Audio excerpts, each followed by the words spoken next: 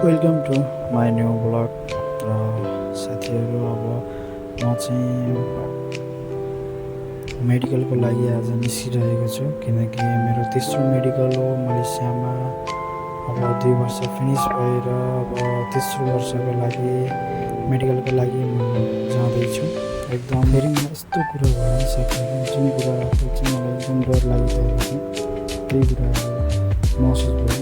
र बाहिर एकदम रमाइलो देश नयाँ ठाउँ घुम्दै गइरहेको थियो। साथीहरू पनि छन् मसँग, सँगसँगै हामी त्यो ठाउँमा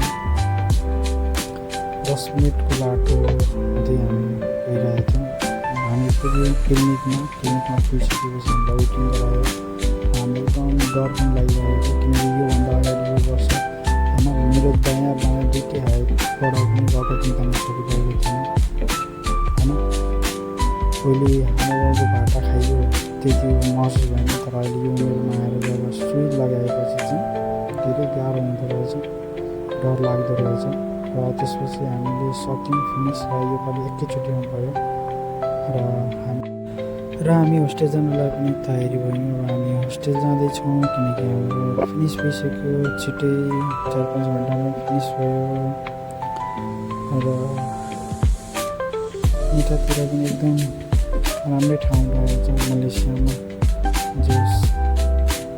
तर हामी धेरै अलिक भित्र गाउँतिर छौँ, किनकि हाम्रो कम्पनीभित्र छ र हामी अहिले यहाँ चाहिँ कम्पनीकै गाडी आएर छ। किनकि हाम्रो खर्च हुने चाहिँ केही पनि लाग्दैन। मलेसियाको एक वर्षमा मेडिकल हुन्छ र त्यसमा खर्च हुने सबै कुरा कम्पनीले दिन्छ, लाने ल्याउने मेडिकल खर्च, भिसा खर्चदेखि लिएर सबै कुराहरू। म चाहिँ यस भिडियो बनाउँछु किनकि कन्फिडेन्स छैन, फर्स्ट टाइम स्टार्टिङ गर्दैछु, त्यही भएर क्यामेरा त्यति राम्रो पनि भइरहेको छैन। हुन्छ साथीहरू, यस्तै हो, किनकि फर्स्ट टाइम बनाउँदै जाँदाखेरि त्यति राम्रो पनि हुँदैन। प्र्याक्टिस हो। अब आज गरेको प्र्याक्टिस, आज गरेको केही कुराले कन्टिन्यू दियो भने भोलिको दिनमा एकदम राम्रो हुन्छ। हजुरहरूले पनि हेरेर साथ सपोर्ट गर्नु होला, कमेन्ट गर्नु होला नराम्रो ठाउँमा, किनकि अरूको हेर्दा दामी देखिन्छ, आफ्नो बनाएको हेर्दाखेरि अलिकति नर्मस, अलिकति सकिँदैन कि जस्तो हुन्छ। तर हार मानिँदैन, अवश्य पनि गरिन्छ। जस आज सहजै गयो हाम्रो दिन र रमाइलो पनि भयो, सोचे भन्दा राम्रै भयो। जुन कुराको डर थियो त्यो कुरा चाहिँ हुन पाएन। Okay, by.